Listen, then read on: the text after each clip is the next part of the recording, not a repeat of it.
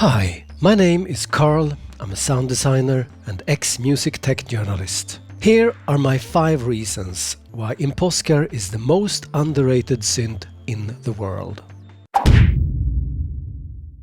I will go through the 5 key things why impOSCar must be on your radar. I will talk about the most important news in version 3. I will make some comparisons with both Diva and Repro. And I will finish off with some examples of sounds I made and that you can download for free. impOSCar is a polyphonic recreation of a monophonic synth called the OSCar, created in the 80s. At the time, the OSCar was an innovative synthesizer with an analog-digital sound engine, where the user could create his own waveforms. The filter was analog, but the oscillators and the envelopes were all digital.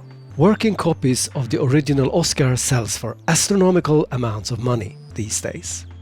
The most important thing you need to know about the OSCar is that it was designed by the same guy who designed the WASP synthesizer, which might be my favorite mono of all time. The filter in impOSCar is one of the coolest sounding software filters I know of, and I am not the only one who feels that way. Spectrasonics is even licensing the impOSCar filter for Omnipshere. The resonance absolutely screams, and together with the drive, you can turn this digital analog hybrid into a raging monster. Pro tip: put a limiter on your master bus. impOSCar goes from meek to mad in 2 seconds flat.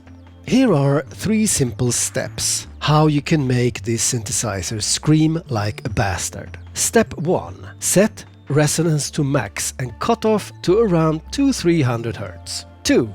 Turn up the drive and volume to max. 3. Play some notes and play with the cutoff.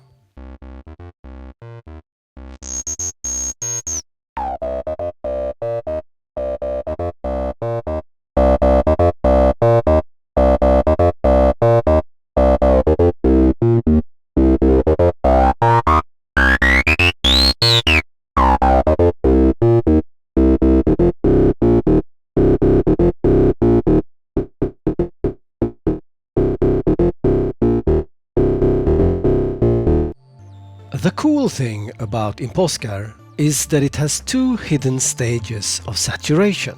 One hidden under the drive knob, plus one milder variation under the volume knob. If you turn up both to the max, you are creating internal analog distortion, which is quite aggressive. And this is of course not limited to bass sounds. Pads sounds great with fat filter saturation. If you recognize this rebellious tone from the WASP synthesizer, you are spot on. If you turn up the volume of the oscillators to the max on the WASP, it saturates the filter.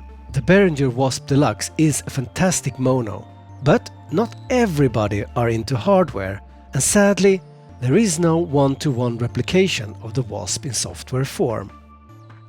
But considering the WASP was created by the same guy, one could imagine these 2 synthesizers could be related in some way. Are they? Well, let's find out.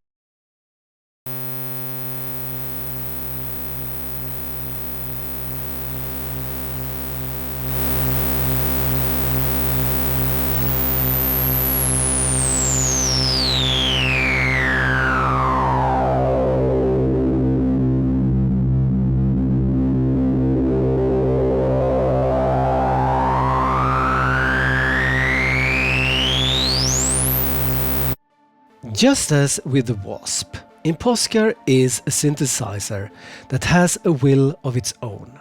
When making sounds with it, the best advice I can give is to go with the flow. Let go of conceptual ideas and follow its lead. Go where you feel it wants to go. It will almost always lead you to interesting places. While the bass sounds and leads are strong enough, it's really when going polyphonic when impOSCar becomes jaw-droppingly impressive. There is something inherently huge when playing chords.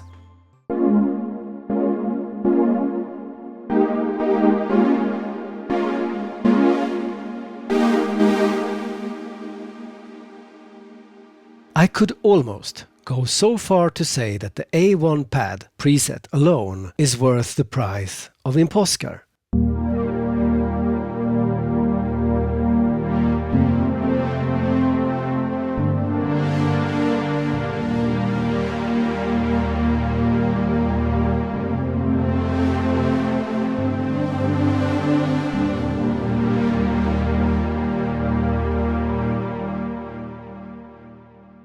Ring modulation was never a part of the original hardware and appeared as a new sound design feature in version 2 of impOSCar. It has two strengths, full on and half on. It works really well with simple oscillator sounds like sine waves or harmonic combinations. Unlike in Omnipshere, the ring modulation doesn't go crazy places, but with simpler oscillators, it gives a beautiful gnarly undertone.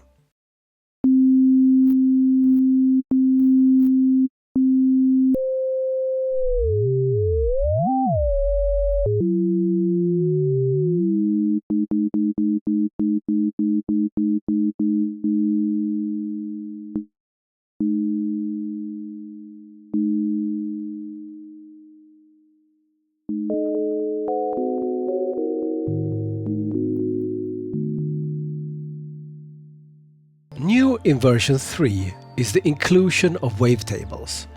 And when thinking about it, it's the natural evolution from the user-definable oscillators. You can still create oscillators by adding harmonics, but with the wavetables, the sound of impOSCar have expanded exponentially, and there is included a massive amount of pre-made wavetables. You got everything from digital mayhem to format-like sounds.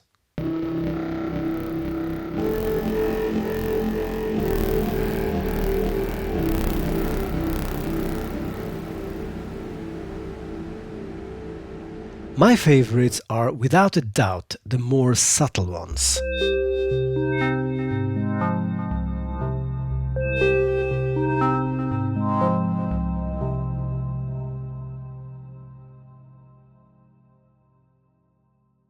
Personally, I've never been a big fan of wavetables, but with impOSCar I found it to be very effective to take fundamental waveforms like saw, sine and square and just tweak them a bit, skew them a bit to create alternative forms of the basic waveforms.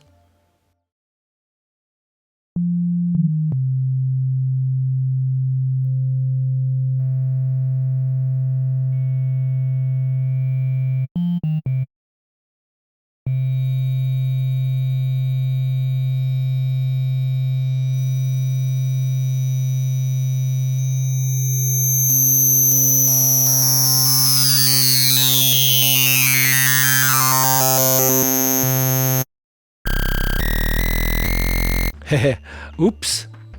An interesting fact. This was one of the unique things about the original hardware. You could build up your own oscillators by adding up to 24 harmonics. Well, not so impressive today, but back in the 80s, in a keyboard for that price, that was pretty unique.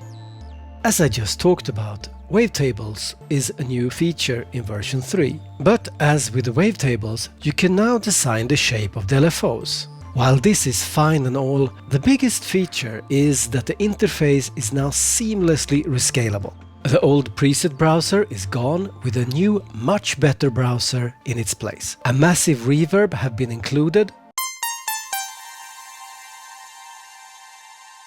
It's no Valhalla, but I like the character of the tale. And of course, impOSCar 3 comes with a lot of new presets. Comparing impOSCar with something like Diva or Repro is an interesting thought experiment, but kind of useless, as they are all so different. But continuing the comparison between the WASP hardware and impOSCar, I thought it would be fun just to illustrate the difference in character.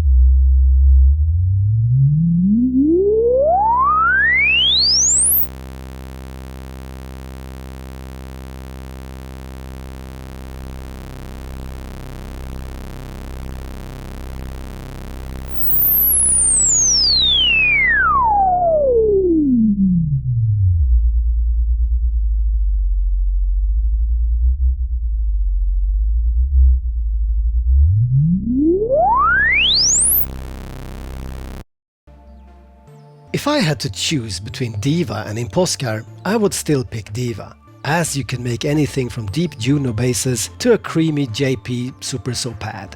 And you can't do any of those things with impOSCar. The internal filter saturation kind of makes impOSCar more like Repro, but then again, a useless comparison. It's like trying to compare a hairy horse with a Mustang, and compare that with Zebra. They look the same, yet they are wildly different. Here is a bit of a bonus comparison. As I said earlier, you can find the impOSCar filter in Omnipshere, sort of-ish. Here is a very quick comparison between the two, with quite high resonance settings.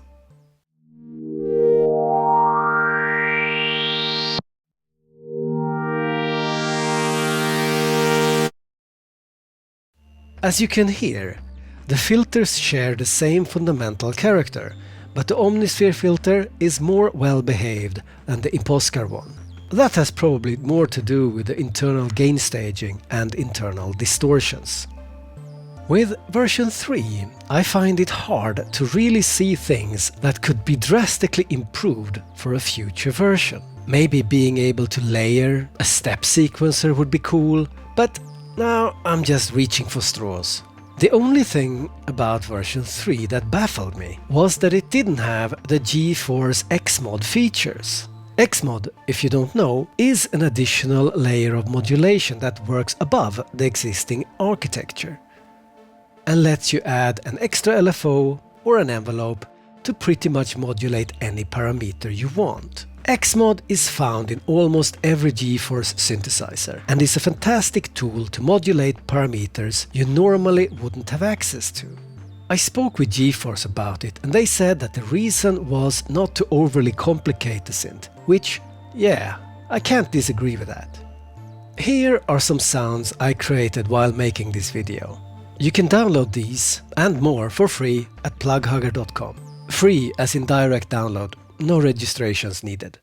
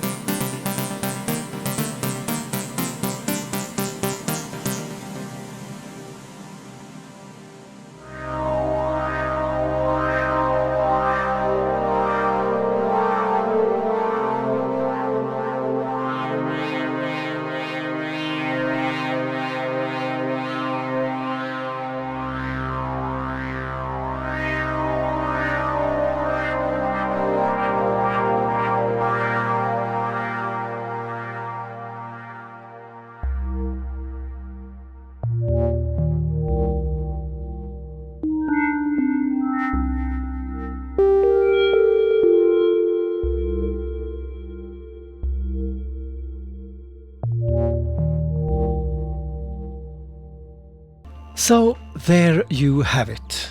impOSCar 3 is one of the most important software releases this year. It stands proudly next to giants like Diva, Repro and Omnipshere. This is one of the great synths out there, and is, in my opinion, as a black belt synth nerd, this might be the best synthesizer in 2024. What are your favorite new features about version 3? And if you are one of the lucky ones who have worked with the real hardware, let me know what you think in the comments below.